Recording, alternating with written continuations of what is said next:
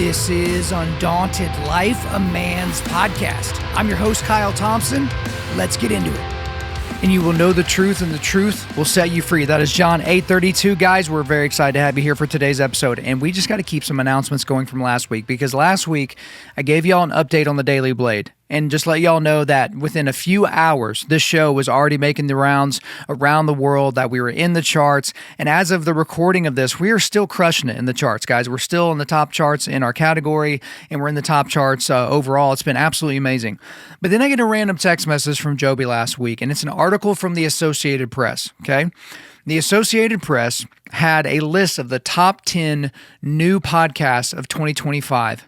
And wouldn't you know it, the number 3 top podcast, new podcast of 2025, according to the AP, is The Daily Blade with Joby Martin and Kyle Thompson. Like, I mean, when he sent it to me, I was just like, what in the world is going on? And I kind of did a brief overview of the list. And there are other books, or there are other, I think there are 2 others that were Bible-based things on this list, okay?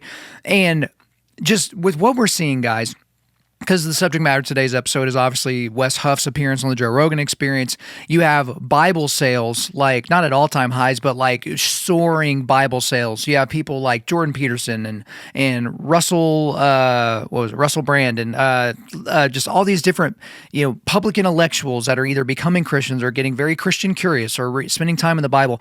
I feel like there's like an actual revival that's coming, right? And so again, I don't have like prior knowledge or things like that, but remember the Asbury thing? That always felt kind of forced to me. I kind of like wished it was like the real thing, but it just kind of felt forced.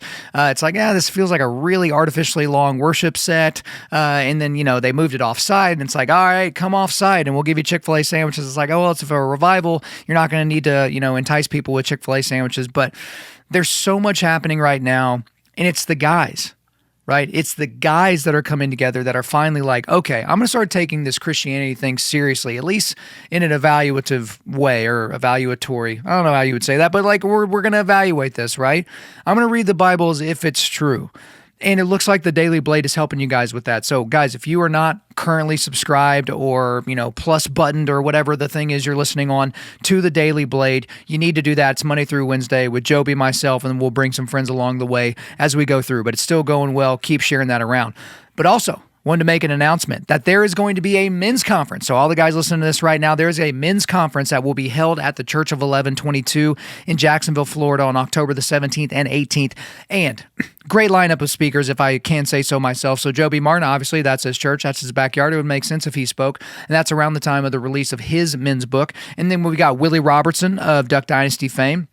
We've got Pastor John Tyson. He wrote the book, The Intentional Father. We talked to him about it on the show here years ago, and that's on our book list. We have Pastor Brian Loritz, and then also yours truly, this guy, this ugly mug, is going to be up there on stage yakking about manhood and different things like that. And so, guys, I will tell you, the live version of this will sell out. Okay, this will sell out, and it is still beautiful in October in Jacksonville. And so if you're like, I need a beach vacation, I'm not ginger, so I can go to the beach and not be completely scared of the sun, you should go get your tickets. It is in the show notes, guys. If you want to know how to get there, it's in the show notes, or I'm sure you could just Google Church of 1122 Men's Conference October or something like that, but it's there. And also, thank you to the donors. Thank you to everybody that leaves reviews and shares our show with a friend. If you're going to leave a review for the Daily Blade or Undaunted.Life, make sure it's 5 stars. Okay, in the quick hitter segment today, we're going to be talking about an illegal immigrant murdering a woman on a New York City subway car by lighting her on fire, Disney cutting a trans storyline from its upcoming animated series, Mark Zuckerberg deciding to axe Meta's fact-checking program, the Duke lacrosse rape accuser finally revealing that she lied about the whole incident, and a viral video that perfectly shows how women struggle to truly understand men. But I would be remiss if I didn't spend quite a bit of time talking about when Joe Rogan is confronted with the facts of Christianity, because we're going to be breaking down really what it feels like one of the most exciting things to happen in modern Christendom in terms of its impact on culture and media. And I really don't think that's hyperbolic. And because that's because Christian apologist Wesley Huff did a 3-hour plus interview on the Joe Rogan Experience. And guys, I remember when everyone freaked out when this was announced, because Wes Huff actually posted a picture of him and Joe Rogan on his Instagram. We're like, holy crap, this is actually going down. I can't believe that this finally happened. And then I was, thinking there for a few weeks, like, man, he may not release this thing because it hadn't been released. And then it was actually released and people freaked out because of that.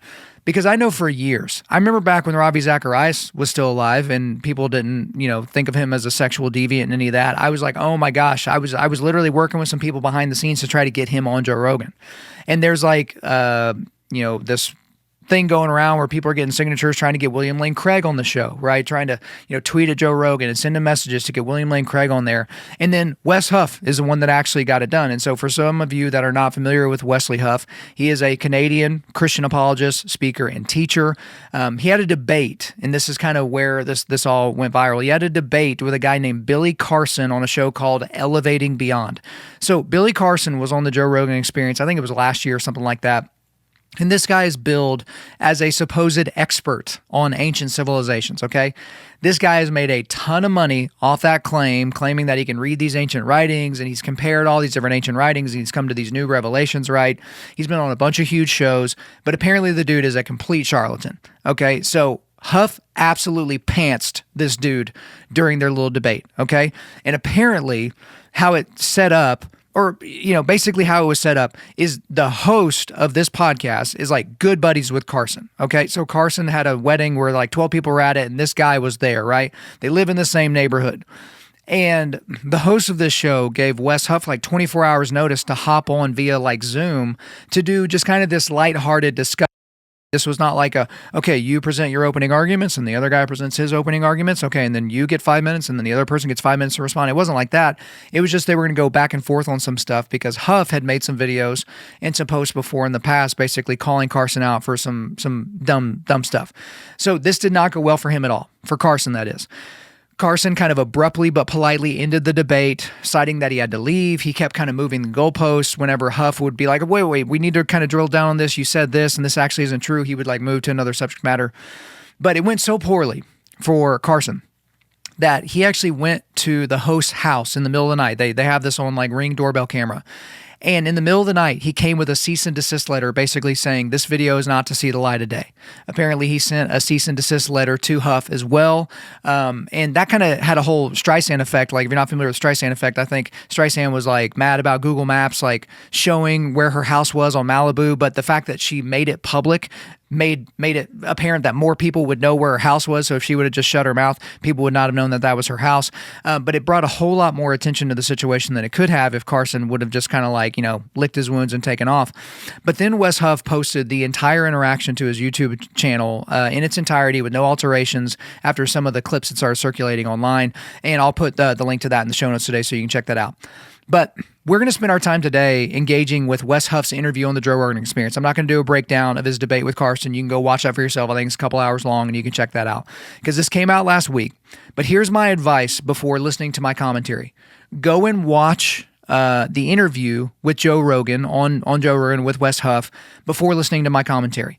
Now, I normally just listen via podcast, but this is one that I actually did watch because they did bring up some stuff. Jamie brought up some stuff on the screen, so it was kind of good. And also, it's good to kind of look at their nonverbals and see some of the things that were happening. So go look at that on YouTube or Spotify. Don't let me color what you perceive before we get into this commentary. So I'm going to do a deep dive on some of the stuff that they got into late in the interview because the first couple hours were interesting, but it's really that last hour 15 where they really kind of popped off. So they started the interview, the discussion, they went right into the Billy Carson situation. And right off the bat, they spent probably the first 11 or so minutes on that. They did one thing that I noticed from the very beginning is there was an interesting kind of sort of humility from Joe.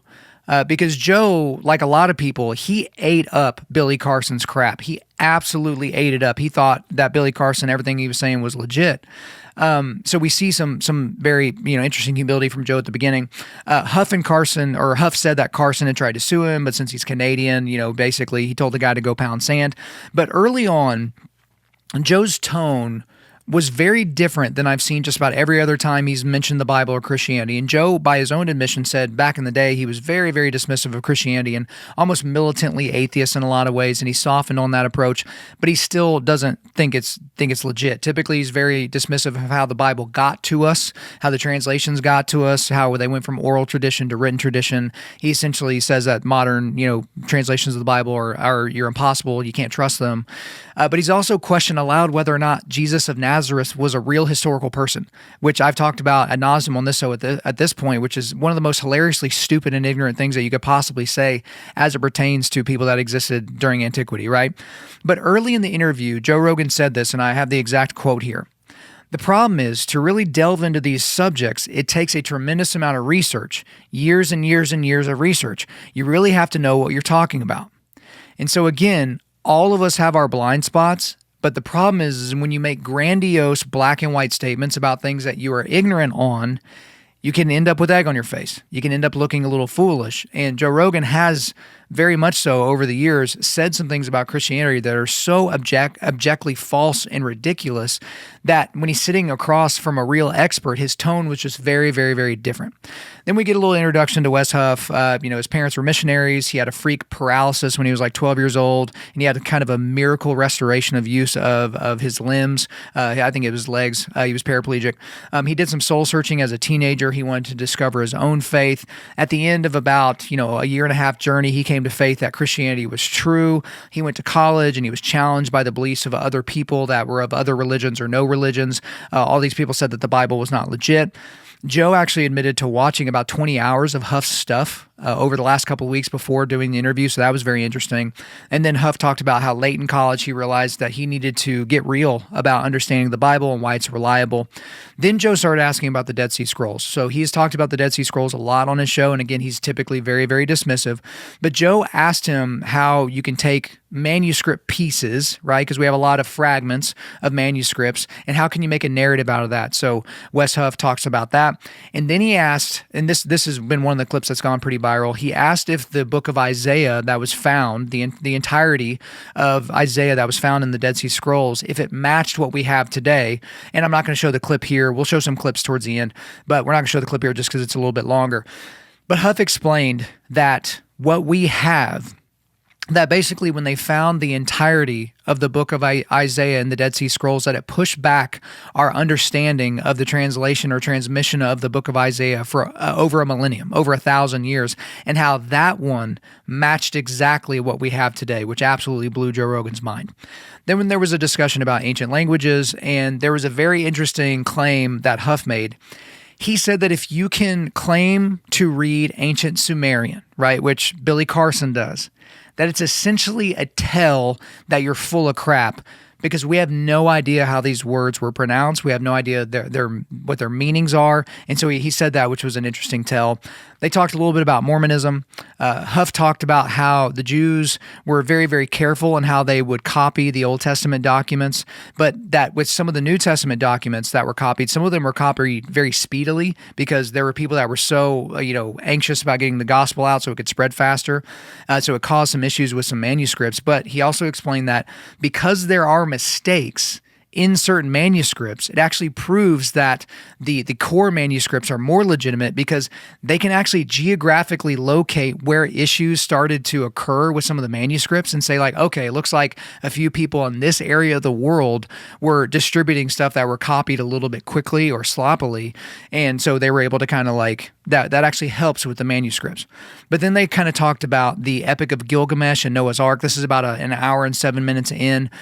And Huff made a really great point talking about how when you look at the Epic of Gilgamesh and Noah's Ark, a lot of people like to focus on the biggest similarities in those stories, but he's like, you really should focus on the biggest differences, not the biggest similarities, because in that way, they really aren't very similar. They're not very similar at all. Yeah, yes, they both have a flood as part of it, but in terms of the core of what's being described, it is not very similar. But he also talked about how there seems to be like a cultural sense of memory, right, in a lot of these ancient flood myths and different stories. Joe also talked about wondering, how much we lost from oral tradition. And then Huff talked about how whenever you're passing things down orally, you're passing the things down that are the most important, not every detail. But us now in modernity, we are living downstream of the Enlightenment. We are children of the Enlightenment, I think was the phrase that Huff used. And we want everything to be exhaustive, right? And we want everything to be exactly tit for tat, this description, and we want it to kind of meet our modern standards. And that's just not how things were done in an oral culture. And then, Huff made a great point that I'm sure Joe had never heard before, but the Bible was written, for us, but not written to us. Huff said that only about 1% of ancient Egypt has been excavated in terms of what we know that happened in Egyptian history. About an hour 41 in, there's discussion of Genesis 1. Huff makes mention of the image of God and the imago Dei, which I'm not sure that's ever been described on the Joe Rogan Experience. About 146 in, there's mention of Jonah and the connection to the resurrection. So I think that was the first time Joe Rogan had thought about, okay, this wasn't just this fantastical story about a guy that, survived in the belly of a big fish or a whale for a long time and then was spit out onto the beach, but how this actually connects specifically to the resurrection narrative that we have from the gospel. About an hour 50 in, we see Joe ask Huff what he thinks about evolution. Huff actually mentions Jonathan McLatchie, who came on this show a few years back, so you can check out that episode. So just Undaunted.Life /podcast/ Jonathan McLatchie. But Huff basically affirms a belief in a legitimate original Adam and Eve, like the mother and father of us all. He says that we shouldn't read the Bible like it's a science textbook or a taxonomy textbook or something like that. Joe seemed to be interested in that. So you can see, again, just in the first couple hours, Joe is hearing things that might be old hat for us, because a lot of you guys listening to this in this audience, you've consumed a lot of this Christian apologetics content to where people are like, look, don't read Genesis like it's a biology textbook, okay? But he also Huff took a little shot at young Earth people by saying that we're wasting a lot of time to look at the genealogies to determine the age of the Earth and things like that. There was a cool moment about an hour and 55 in.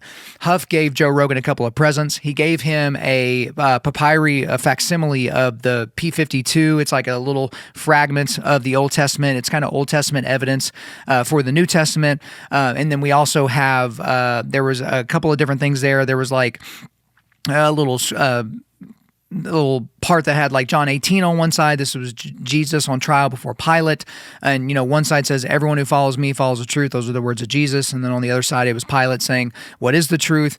And it's written on both sides. And there were like codices where there's kind of like the Christians were writing more like in this codex type of thing. And it sets up the dating of the Gospel of John being comfortably in the same period of the eyewitnesses. So he's talking about that around that time, which Joe seemed to be interested in.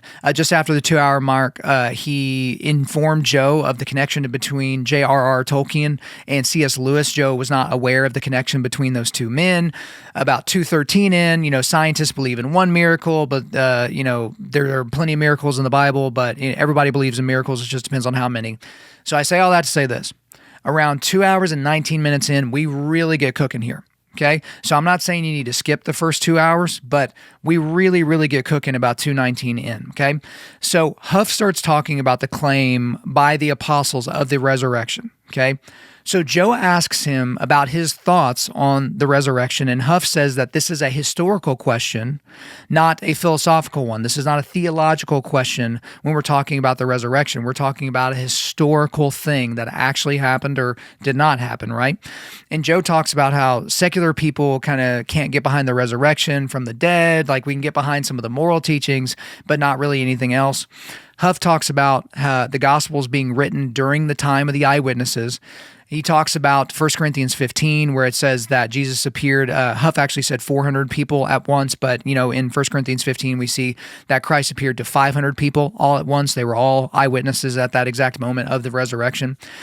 And then we go from the scared apostles to guys that were willing to be martyred. There's a discussion of that there. Joe asked Huff if they could have thought that Jesus had died, but that actually Jesus didn't die. So Huff spent quite a bit of time talking about the Romans being very good at crucifixion. Essentially, there was no chance that Jesus was not killed via crucifixion. And then he also brought up how atheist scholars will say, and then again, these are atheist scholars that don't believe in God, don't believe that Jesus is the Son of God. They say that one thing you can be sure of is that there was a guy named Jesus that died of crucifixion at the hands of the Romans. Like that's just what all of the historical documentation points to. Joe also questioned their understanding, these people back in the day, their understanding of the measurement of days and how they wrote that down. And that was actually pretty interesting. I had never heard that before, where someone said, well, wait, they said he was dead for 3 days and then came back, but could it have been a longer time period? So it could have been like 3 months, and maybe he came back, but he was like healed by then or something like that. And so Huff dispelled with that because Joe asks about writings of any of the other eyewitnesses. And so Huff tells him, okay, look, Matthew and John were eyewitnesses. Luke and Mark were not, but they talked to eyewitnesses. Joe asks about if there's any refutation of the resurrection, and Huff basically says that there are people that denied that Jesus had a physical body, kind of swoon theory-ish. He only seemed to have a physical body or only seemed to die, but he actually just swooned. Huff brings up the Gospel of Barnabas, which says that Jesus wasn't crucified, because Billy Carson has talked a lot about the Gospel of Barnabas. But the Gospel of Barnabas was a medieval document, came out well over 1,000 years after Jesus died and was resurrected. And then we have the surprising thing about it is that we have, because he's talking about, well, hey, we have all these writings of all these ancient people. Why should we care about Jesus so much? And Huff explained, look, Jesus had 4 biographers of his life. The only comparable person to that time period is the emperor Tiberius, who also had 4 biographers. But we have the Roman emperor versus just some random construction worker from Nazareth. Why do these 2 men have the same amount of biographers, right? It kind of speaks to the importance of the story and the things that we see in Jesus' life. Joe asked about the interpretations of Jesus by non-Jesus followers. Non-Jesus followers just think he was a crucified rabbi. Early Christian criticism of Christianity is that it was an atheistic regime or an atheist way of thinking because it wasn't polytheistic. Also, that it was odd that Christians weren't. It was odd at the time that Christians were converting monotheists and polytheists to become Christians. That was an important point that was made. It brought up how you could go from these scared apostles to people that were willing to die for what they saw. And then Joe, he kind of started just bringing up all of these popular things that get dispelled with by a lot of Christian apologists. He brought up Constantine, and it was very clear that Joe has a super small understanding of a lot of things. And so again, Joe Rogan knows a little bit about a lot, right? A lot of different things. And so because of the questions he was asking, you could just see that he was completely outmatched when it came to, and not like it was a debate, but he just didn't really know what he was talking about, where Wes Huff did. And so he talked about, Huff talked about how Constantine was the one that commissioned the Bible kind of being bound together for the first time, asked about how they put the Bible in order and if the books of the Bible if there were certain books that were excluded from the canon. And Huff talks about the Gospels of Mary and the Gospels of Judas and how these things were basically forgeries that had no connection to the people whose names were on them. Huff explained covenants and how the promises were followed up by writings. Talks about how 24 of the 27 New Testament books were immediately agreed upon, and it was the other 3 that they had to kind of come along a little bit later. How lots of writings were floating around that were forgeries that had no connections to the namesakes that were put on them. There was a unanimous list that was decided on in terms of the biblical canon by the end of the 2nd century, which is very, very, very early. And it seems like Joe is really, really interested. It seemed like during this discussion that Joe was very interested in books that are not canon. It's almost like he really, really, really wants the Gospel of Peter and the Gospel of Judas and the Gospel of Barnabas to be real. Huff actually blew Joe Rogan's mind when he explained that the Gospel of Peter, how it left out that women were the first witnesses of the risen Jesus. Again, because Joe just hasn't heard any of these arguments. The fact that in the gospel accounts we see that women are the first eyewitnesses, and we don't read that as shocking today, is because we're living downstream of the feminist revolutions, right? But at the time, women had absolutely no rights, and nothing they said could be admissible in court, and Joe had just never heard that before.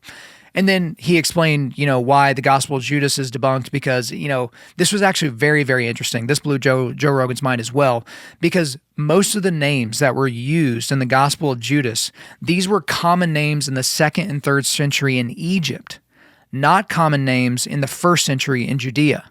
And so that is one of the ways that we can tell that this was a forgery, because these were people writing and they had no understanding. They couldn't just Google what were popular names a couple of 100 years ago.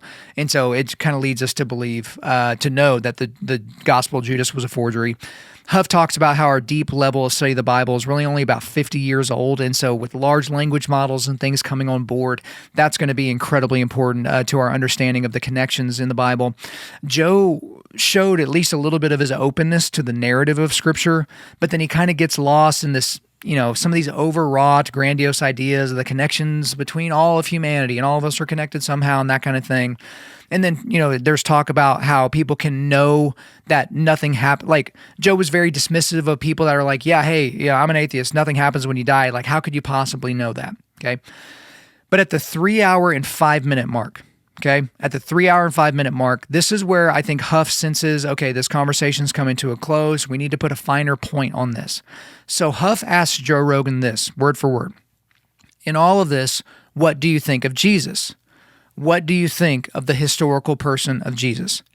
So to be clear, Joe Rogan did not answer the question, He kind of stumbled around it. Joe at one point was like, is Jesus the Son of God? I don't really know that. It was like, do we all have some of that inside of us? Or are we all sons of God? Like, he kind of went that route, really ethereal, really kind of new agey. He never really answers the question. He never really got close. He basically just waxed poetic. And then he started talking about how nice Christians are. Some of the Christians that he knows, so they're just so nice. So he's like, I guess Christianity works. It does work, but it's just, I guess, because they're real nice. But overall, he seems very skeptical of submitting to the concept that Jesus was the Son of God. Joe went off on this tangent about Jesus coming back in the middle of AI, and how that would be hard for us with the AI revolution and the virtual reality revolution, and that if Jesus returned during AI, we wouldn't recognize him. And if he had came initially during this time period, and Wes had a very pithy comment, he was like, well, I guess it's good that he came a couple of thousand years ago. But then at the 3 hour and 9 minute mark, we get probably the most viral moment of the entire interaction. At least this is the part that I see getting pushed around on social media quite a bit. And it's a discussion about moralism and Jordan Peterson.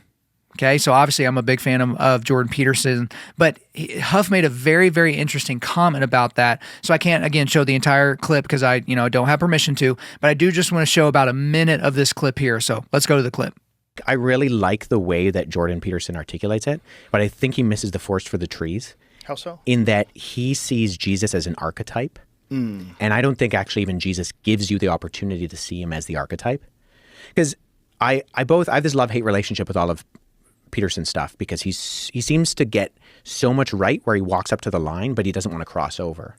And is the crossover, you think, connected to a life in academia? Or no. What do you think it is? I wonder, and I'd love to talk to him about this, like how do you remedy this issue that, because he seems to think that the concept of Jesus as an example is more important than the actual flesh and blood first century itinerant Jewish preacher who was crucified and rose from the dead physically, which is the claim of the Gospels and the rest of the New Testament. That's an example for us to look on and live by. But I actually think that Jesus condemns moralism. And ultimately what I see Peterson doing is looking at Jesus as a moral example. And if Jesus is nothing but a moral example, then you can save yourself and you don't actually need a savior. And so I think actually Jesus would have critiqued that because Jesus was very against moralism. All right, so this is very, very interesting. And I encourage you to watch all of it. Again, this interaction happens around 3 hours and 9 minutes in. So Jordan Peterson loves to discuss Jesus as the archetype, the ultimate archetype. But he refuses to cross over. And we've talked about that a lot on the show. You cannot say that Jesus or that Jordan Peterson believes in Jesus for himself. He believes in Jesus. He even believes in the resurrection, but he has not publicly said that he thinks that counts for himself. So he's not really publicly a Christian. I don't think you can say that in any way, shape, or form. But Huff mentions that he wants to talk to Jordan Peterson about this, which, my goodness, that's got to happen. Like, I think that Joe Rogan should absolutely at least set those two up to talk, that he should go on Jordan Peterson's podcast, or the three of them should talk. So, Joe Rogan, Jordan Peterson, and Wes Huff, that they should all be there. But here's kind of the biggest quote. This is perhaps the biggest quote of the entire interaction between these two. And this is what Huff said. I think that Jesus condemns moralism. And ultimately, what I see Peterson doing is looking at Jesus as a moral example. And if Jesus is nothing but a moral example, then you can save yourself. You don't need a savior. Again, boom, biggest quote of the entire thing. Now, Joe challenges him on this. Like, what do you mean? He's, Jesus condemns moralism and all that. And Huff made a great discussion about the law is a mirror, right? Why do we have the law? It's because the law is a mirror, and you're trying to clean yourself up with a mirror when you're using moralism, and all you're doing is kind of like, messing, you're making the mess even messier, and how the law basically doesn't clean you. And again, if Jesus is a moral example, it misses that Jesus said his purpose was that he wanted to come here so that you didn't have to live up to some standard that God holds you to, but that you can have your sin debt paid for. And that if you keep striving, you're basically just going to wear yourself out. So they wrap up this interview. Joe seemed very happy with the interaction, did not seem like he wanted to just hurry up and get out of there, which you can kind of tell sometimes he does with some of his guests. He said he wants to do this again. And he said he wants to set something up like this with someone that disagrees with Wes Huff. And Wes Huff was like, yeah, absolutely, let's do this. And so I fully expect that he's going to be back on the Joe Rogan Experience sometime this year. I doubt it's going to be with Billy Carson, but I think he'll be back on there with somebody. It'll be some sort of atheist scholar, and Wes Huff seems more than capable of holding his own there. But there's a big question that people had when they found out that this interview was going to happen. They found out that it was going to be released. When it did release and before they had listened to it, and the big question is, did Wes Huff share the gospel? Was the explicit gospel, if you will, shared? And my answer, I guess, to that is ultimately it's in the eye of the beholder. So again, I want you, if you're this far into my commentary on it, hopefully you've actually spent some time with the actual interview that they did. But for me personally, I think that Huff did a spectacular job. Okay? But there are fundamentalist Christians, I guess, if you want to put them in a category, that are furious that Huff didn't, press Joe more and like literally just spend 3 hours reciting the gospel message over and over and over and just pointing to the Bible and saying, Joe, you better repent. And it says right here and blah, blah, blah. And we can't know how that would have gone because we don't have a parallel universe that we can look into and check the video feed or whatever. But I was thoroughly pleased with how Wes comported himself, how he went in there open, very, very sharp. He didn't allow Joe to kind of keep going off on all these tangents. Really, that last half hour, 45 minutes, he really kind of brings the conversation back to Jesus, brings it back. And he did it in such a way that Joe Rogan was not turned off to where this is likely not going to be his last appearance on the biggest platform in media, right? So here's my warning to some of the people in my audience, right? So to some of you heresy hunter, I'm right because I'm reformed, John MacArthur-esque, no one's fruit is sweet enough, the chosen is terrible and demonic, mustachioed, IPA'd people. Here's my message. Don't ruin this moment. Don't ruin this moment by being who you are, okay? Just sit on your hands on this one, okay? And I'm actually going to give you a hint that will help you know that you're about to ruin it, okay? Because you're going to start your sentences with, well, actually. That's how you're going to start your sentences. No one likes that person, okay? It's like the ultimate firstborn. We're kind of getting into that with our firstborn, James, right now. He's becoming very literalist. It's very, very annoying, and we're trying to show him, hey, man, you can't be the well, actually guy. No one likes the well, actually guy. Someone says something like, oh, this is really good soup. Well, actually, it's more of a stew. It's like, oh, my God, can I just take you in the parking lot and rub your face in the asphalt? So again, if you're tempted to poo-poo on this, you need to take a seat. Because it's very easy to critique. It's very easy. Obviously, I do it for a living on this show, right? I look at things that are happening in culture and I critique it, but also I look at conversations like this and I can critique, oh, I would have said this or I would have done this. But I go back to whenever I appeared on the Mic Drop podcast. That's with Mike Ritland, okay? So this is a guy that, retired Navy SEAL. He was the dog trainer out there, invited me down to Dallas. This would have been, 3-4 years ago now. And I was on his show. And, a lot of the discussion was about God and the Bible and Jesus and different things like that. And I remember some of the comments that I got from people were like, dude, have you ever seen Christian apologetics? You should have said this when he said that. And you should have said this when he said that. And you should have brought it back to this.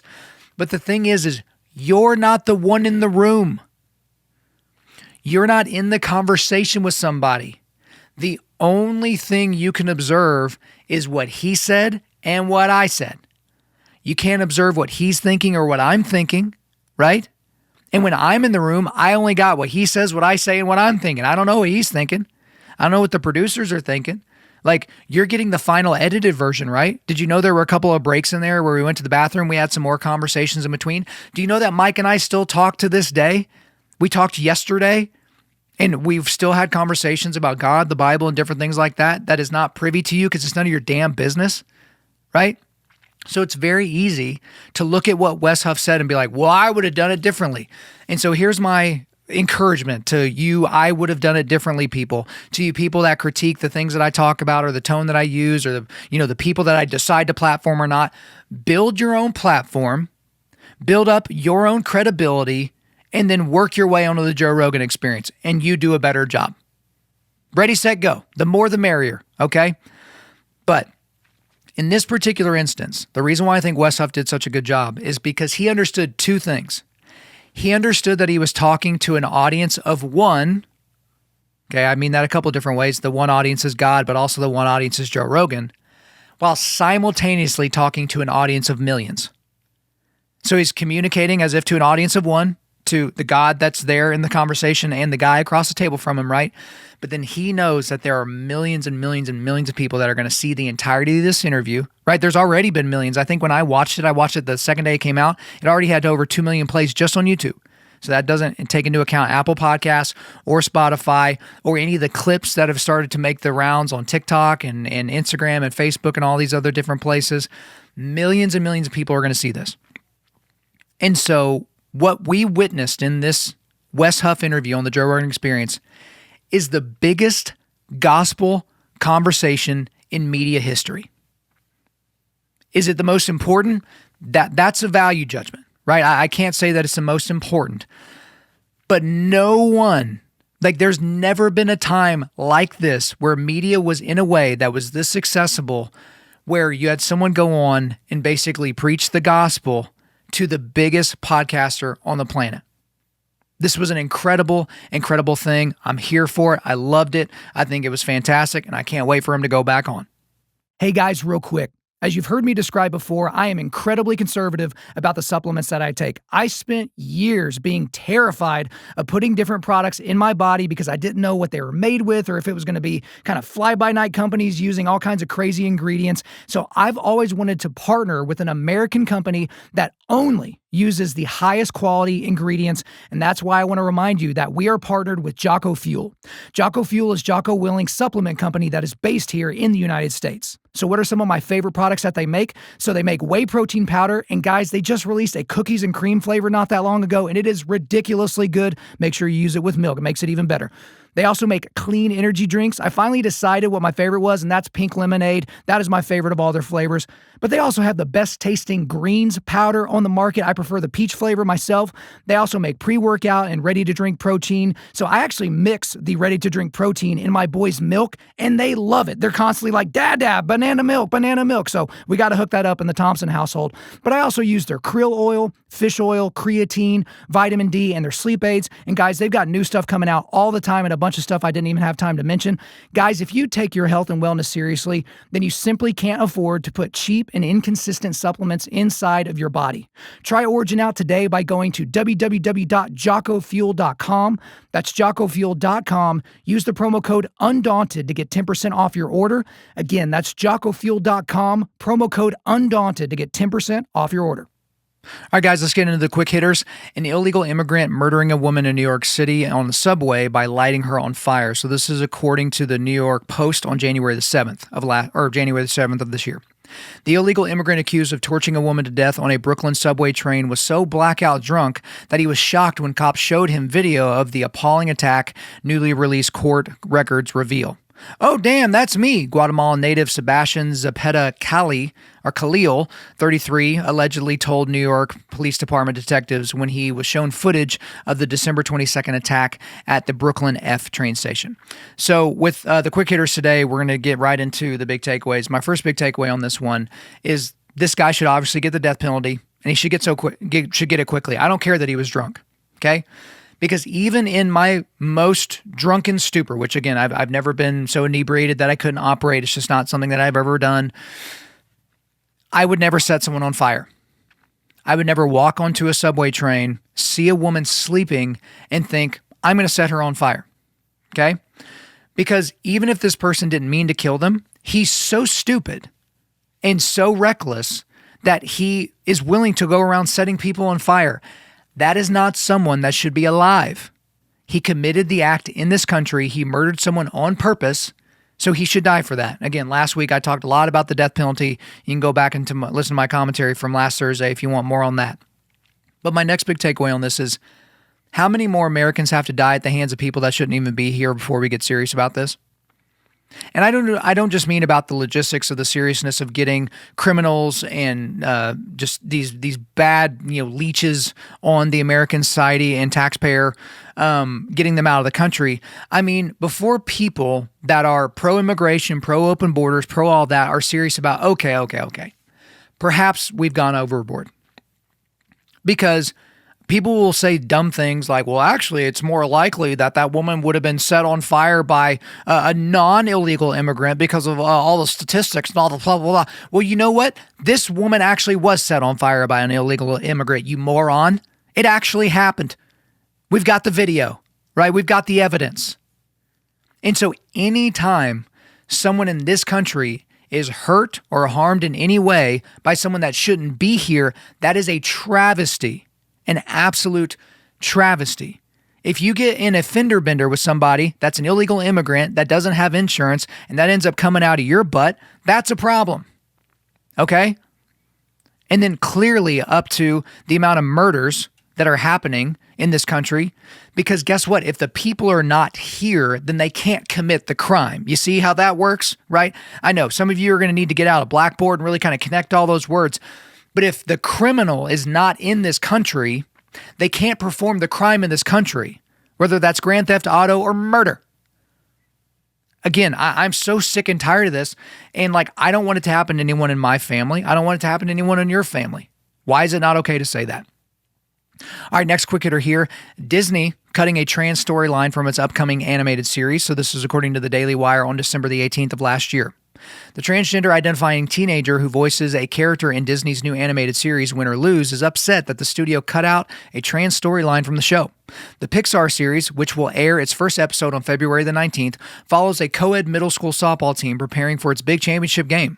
Initially, the series was slated to include a story arc about a player identifying as transgender, but Disney removed those references, a rep confirmed to The Hollywood Reporter. When it comes to animated content for younger audiences, we recognize that many parents would prefer to discuss certain subjects with their children on their own terms and timeline, the Disney spokesperson said in a statement. You frickin' think? The outlet noted that the character will still appear in the show, but the lines about gender identity have been removed. Okay, so big takeaways on this one. This is not Disney making a philosophical change. Okay, so miss me with that. It's certainly not that. This is them making a strategic business decision given the changing climate around the issue. That's what this is. Disney is performing like a thermometer, not a thermostat, when they've been acting like a thermostat all this time because they were using, again, Disney has a not-so-secret gay agenda. You remember those quotes? The people that are creating children's content for your children, right? Whether it's on a television screen or in one of their parks or on one of their cruise ships, right? They have your kids in mind whenever they're pushing the LGBTQ agenda, which comes from the pits of hell. Remember all that, right? Okay. But because it's being rejected so mightily, because the most effective of all of the Trump ads from the last election cycle was the one about Donald Trump is for you, whereas Kamala Harris is about they, them, right? So they're just pumping the brakes on this. Disney's going to do this again. They're going to do this again. They're going to wait for the dust to settle. They're going to wait for, the Democrats to take over the House probably here in a couple of years, or they're going to wait for the Democrats to get back in the White House, and they're going to be right back to doing this because they are ideologues. Which leads me again to my big takeaway. Stop me if you've heard this before. But sure, guys, keep giving this company that hates you and your values a bunch of your money and attention. What else do I have to say to prove to you that you're a moron if you keep doing this? You keep spending thousands, sometimes tens of thousands of dollars to go vacation there in these places, right? And you just, I don't know, put your hands over your daughter's face as you walk by the bearded lady, right? That's in the little place that you pay like $8 million to basically have your kid dolled up by a Disney princess. This one just so happens to have a dick and balls and a beard, right? Oh, yeah, but sure. Keep doing that, right? Oh, yeah, keep your Disney Plus subscription. That makes total sense. Oh, you love Star Wars and you love this and you love that. And then keep turning your brain off, parent, and just hitting play on the thing and then going and taking care of a few chores around the house. Because guess what? We know that they cut it out here. We know that they cut out the trans-identifying teenager in this particular storyline. Do you think we're going to know when they put it back in before we allow our kids to see it? Because you've just turned your brain off and you've hit play and now you just think everything's going to work out okay. Why? Because you like Lion King when you were a kid? Because when you were a kid, your parents took you to Disney World or Disneyland and you had a good old time? Because you still have some of those old VHS tapes of Snow White and the Seven Dwarfs and Aladdin and all your different favorites from back in the day? That's your reason? Nostalgia? That's why you're willing to risk the toothpaste leaving the tube as it pertains to your children and the morality that you're trying to bring them up in? Because guess what? If you try to go up against a hegemon that is Disney, you might lose. I don't care if you homeschool your kids. I don't care if you have them in private Christian school. I don't care if you have them in public school, but you have gospel-related conversations with them every single day on the drive home. If you try to go up against something that has millions of adherents and fans, you might lose. Because at some point they might think, well, mom and dad said that this line from this particular show or this character arc or these types of things, that's not our morality. But I think they might be wrong because all my friends agree with Disney, and Disney has millions of fans. And I mean, could they really have all these cruise ships around the world, and could they really have billions of dollars flowing through their parks and all these different things if they were wrong? I think Disney might be right. Is that crazy of me to suggest that you might be on the losing end of that, parents? But yeah, far be it for me to challenge you and your Disney fandom, you frickin' dorks. All right, next quick hitter here. Mark Zuckerberg deciding to axe Meta's fact-checking program. So this is according to Axios on January the 17th. Meta announced Tuesday that it will end its fact-checking program on its platforms in exchange for an X-style community notes as part of a slate of changes targeting censorship and embracing free expression. Beyond replacing its fact-checkers, Meta will bring back more political content to its platforms and end restrictions on certain topics out of touch with mainstream discourse, Zuckerberg said, like immigration and gender. It will also adjust filters scanning for policy violations to only tackle illegal and highly severe or high-severity violations. Those include topics like terrorism, child sexual exploitation, drugs, fraud, and scams, per a Tuesday release. Additionally, Zuckerberg said the company's U.S. content review team will be moved to Texas from California, contending it will help Meta build trust to do this work in places where there is less concern about bias of our teams. Okay, so several big takeaways on this one. The first is that Mark Zuckerberg is a pragmatist, but he's also a thermometer, okay? If Donald Trump did not win the recent election, if Kamala Harris would have, I can guarantee you that this press release would never have happened. There never would have been this change. Zuckerberg can kind of see the writing on the wall. He can kind of see that, okay, there are a lot of people on Facebook, but that's not where the next generation is. He's trying to make sure that this is a platform that can continue to make money. And so he's kind of appealing to this right-wing shift that we're seeing, frankly, all over the globe. The next big takeaway on this one is if you believe everything that Zuckerberg said in this, need I also reveal to you that I have some oceanfront property in Oklahoma for sale? I literally saw people on the right like, yeah, this is it. This is the changing of the tide. This is whatever. I'm like, really? You believe Mark Zuckerberg, right? A day ago, you had thought the guy was perhaps the devil or at least the Antichrist.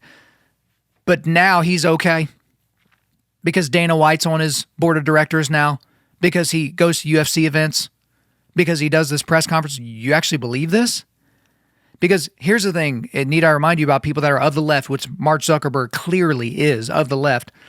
They will do things like, oh, we've gotten rid of our DEI program. But when you go look at what the program is still doing now, it's the exact same stuff. It's just under a different banner. They're not calling it DEI. They're calling it something else. But the same things are happening are the things that were happening before. The things that are happening now are the things that were happening before. And so perhaps the note system, the X style, the community note system is what they're going to go towards. But this idea that they're not going to throttle stuff that is, harmful to left-wing causes, I think is foolish. But my final takeaway on this is, I hope I'm wrong. I hope this is legit, but I just don't buy it right now. I don't think we have any evidence to the contrary. All right, a couple more quick hitters. The Duke lacrosse rape accuser finally revealing that she lied about the whole incident. So this is according to CNN on December the 14th of last year. More than 18 years after accusing 3 former Duke University lacrosse players of raping her, a falsified account she shared in graphic detail, Crystal Mangum has admitted she lied about the encounter. In an interview on a web show published Wednesday, Mangum apologized to the men and said her relationship with God has made her understand why she fabricated the story. Mangum is serving time in prison on second-degree murder conviction for killing her boyfriend. The timeline of the North Carolina case begins in 2006 when Mangum said that she was trapped inside a bathroom, sexually assaulted and raped by David Evans, Colin Finnerty, and Riyadh Seligman at a team party where she performed as an exotic dancer. The men were arrested following her allegations. I testified falsely against them by saying that they raped me when they didn't, and that was wrong. And I betrayed the trust of a lot of other people who believed in me, Mangum said to Katerina DePasquale on her show Let's Talk with Kat. I made up a story that wasn't true because I wanted validation from people and not from God. So one quick note here. I hope she is legitimately a Christian. I hope she has found God, even after these allegations and the murder and all that. Hopefully, and all of us should pray that she does find the forgiveness of Christ and embraces that. But big takeaways on this one. How many young men have to have their lives absolutely destroyed by whores that are all too willing to lie about their sexual experiences as opposed to just owning up to their whorishness? How often does this need to keep happening? Because, yes, all the fake rape allegations do lead to more people being at least questioning whether or not, when people say it's the boy who cried wolf scenario, right? I was raped. Okay, well, the last 5 rape stories I've heard about were ones like this, or a woman knowingly gets drunk, knowingly goes into a room, has consensual sex with somebody, wakes up the next morning, feels shame, which she should, feels like a whore, which she is in that moment, and then instead says, no, he raped me. Or no, I didn't consent to this, right? And then a guy gets arrested, a guy gets kicked out of school. That was kind of the Title IX stuff that happened during the Obama administration. Like, again, no one ever talks about how they feel bad for the guys because this story was incredibly charged at the time. I don't know if you guys remember that back in the early 2000s. But again, there was the racial component because it's 3 well-to-do, because, these are lacrosse players at Duke. And so they probably came from nice families. They had nice cars, all those types of things. And here's this lowly black woman just trying to make ends meet, dancing and stripping, right?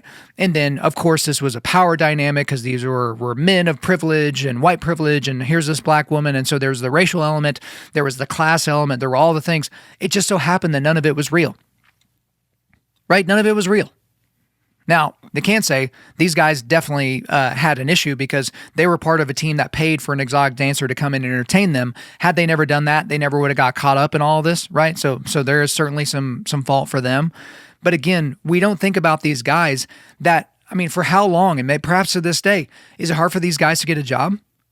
When somebody Googles their name and they're like, oh my gosh, this guy was accused of rape. It's like, we're just going to move that application to the no pile quietly, right? All because a woman wanted to say this because they thought they might get some validation, as she said, or maybe they can get some money, or maybe they can write a book eventually someday, that type of thing. But my last big takeaway on this one is, man, we need some Deuteronomy 19 justice in this country. So let me read Deuteronomy 19, verses 16 through 21. If a malicious witness arises to accuse a person of wrongdoing, then both parties to the dispute shall appear before the Lord, before the priests and the judges who are in office in those days. The judges shall inquire diligently, and if the witness is a false witness and has accused his brother falsely, then you shall do to him as he had meant to do to his brother. So you shall purge the evil from your midst, and the rest shall hear and fear, and shall never again commit any such evil among you. Your eye shall not pity. It shall be life for life, eye for eye, tooth for tooth, hand for hand, foot for foot. So, translation here, if you bear false witness, and you are found to have bared false witness, you are to get the punishment that that person would have gotten had they been found guilty. So in this case, right, she's already in prison, right, for murder, but let's say she wasn't. If we were a serious country about actual justice, not social justice, all this stupid class justice bullcrap, but like real justice, if you were legit about that, and this was found out, she should have got the penalty that these men would have gotten if they had been convicted of rape. Now, in this country, you can rape a child in some jurisdictions and get like 12 months in prison. But for a lot of people, if you rape someone, that is a serious sentence. You could get decades in prison, depending on the circumstances and things like that. So she should have gotten that. She absolutely should have gotten that. Any woman, right, that says that she was sexually assaulted and raped by somebody and lies about it, she should have to go to prison for the amount of time that that guy would have gotten.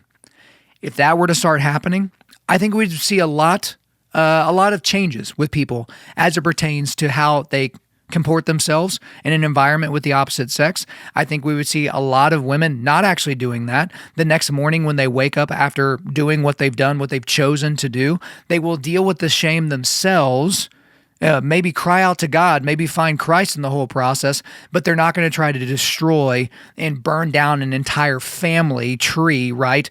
Because they had sex with one guy and they regret it later. That would be awesome. Okay, let's go to the last one here. So there was a video that kind of went like sort of viral, but when I watched the video, I had so many emotions with it, like as I was watching it, but I think that it literally perfectly shows how women struggle to truly understand men. And so this was posted, I believe, on TikTok originally. It was Cindy Thomas and Dan Burrell. So let's just watch the whole video here. Hey, what are you doing? I came out to check on you. Huh? What are you doing? Thought you were working. I'm looking at this. What is it? It's wire. It's a spool of wire. And I'm almost out of it. Can you see the spool of wire? Mm-hmm. I'm almost out of it. Okay. And I've had this spool of wire for like 40 years. I bought it like this it's not a piece of a long time ago, but it's like 40 years of my life is in the wire that's gone. Does that make sense? This is what's left. Does that make sense? I'm sorry to hear that, and I'm sad for you, but you're wearing your Jets hat, and I'm a little concerned right now that you're wearing your Jets hat. I thought that's why you were crying. Okay, I'm done. All right, so as you can see there in that clip, you have this guy, and some people, was this a setup? Excuse me. Could have been a setup. I'm not really sure. It looked legit enough. So this woman comes out. She's videoing. She thinks her man's sitting there crying, and he's literally looking at this spool. And you can see he kind of has this moment where he's like, no, I'm actually going to share this with her. No, I want to share this with her. I think that this is important. And so he starts to open up about this spool and about what it means, because obviously it's not about the spool. It's not about how the spool is almost empty. It's what has he used this spool for? This spool is a microcosm of what his life has been like for 4 decades, right? That's why he's talking about it. It's like, I've had this for almost 40 years. How much work has he done using the wire from that spool? Did he work on a project with his father? We don't know any of this. I'm speculating. Did he work on a project with his father?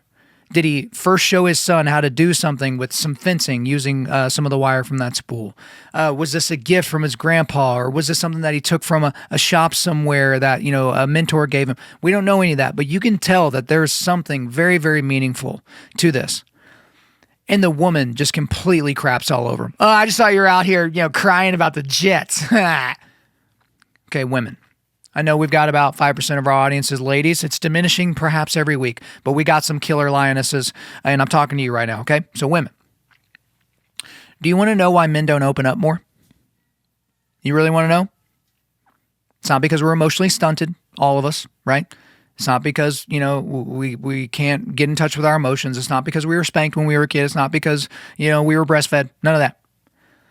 It's because you act like this It's because when you act like this, when we just crack the door open and let us have a peek inside of our brains and hearts, if you act like that, we don't want to do it anymore.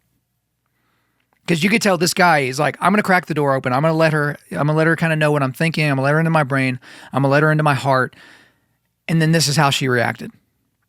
You could see he immediately got disappointed and then he ran to anger, right? He was going to get up and, he was going to leave and get out of there. Okay. But also women, here's another reason why men don't open up more. And this happens all the time. So you'll have a woman that will practically beg her man to open up and share his feelings. Okay. He normally doesn't take the bait, but in this circumstance, he takes the bait and he does so. He shares his feelings. The woman will somehow internalize what the man has said and makes the commentary about her, right? The woman becomes upset, and then the man ends up having to apologize to the woman and console her because he shared his feelings, which she wanted him to do in the first place. Okay? So if you want to ensure that men are going to stay closed off, that are going to stay emotionally unavailable, that are not going to give you that relational intimacy that you want, treat them like this woman did in this video. Belittle him, right? Or make everything about you and your personal feelings. Because for the most part, in a relationship, the guy is going to be the one that doesn't allow his feelings to dictate his actions as much as a woman does. I think that's fair to say, right? It's not in all cases, but in a lot of cases, in most cases, right? But if you ask your man to share and you don't like what he shared, you need to have some humility, sit back and realize, I asked him to do this, he did this, I need to deal with my emotions on my own. I just need to thank him for sharing. I need to validate the fact that it was a good thing that he decided to share with me what he was thinking and going through in this moment. Okay? And I think that would do us all a lot of good. All right, guys, that'll do it for today. But before you go, we are going to do a quick resilience boost at Undaunted.Life. Our mission is equipping men to push back darkness with content that forges spiritual, mental, and physical resilience. Got a link to our donation page, a link to our Dominion application. So, guys, if you're not familiar with Dominion, that's our coaching program. We are doing the, the wait list right now. We'll be doing interviews for that again starting in June. Undaunted.Life/Dominion. I've got a link to the AP list that has the Daily Blade is the number 3 new show of 2025. I got a link to the men's conference, and then I've got a link to the Wes Huff interview and his debate with Billy Carson, and then everything that we talked about in the quick hitters. Thank you for listening to this podcast. Wherever you're listening to this, please subscribe, rate, and leave us a positive 5-star review. If you want me to come speak live at your event or on your podcast, just shoot me an email to info@Undaunted.Life. That's info@Undaunted.Life. Follow us on Instagram and like us on Facebook, and check out our website for everything else, including how to donate to keep more content like this coming your way. Just go to www.Undaunted.Life. And as always, we want to thank the band Holy Name for allowing us to use their music for our content. The music on this podcast is their song Perpetua, which is off their self-titled debut album on Face Down Records. The links are in the description. I'm your host, Kyle Thompson. Remember, keep pushing back darkness, keep forging spiritual, mental, and physical resilience, keep seeking the Lion of Judah.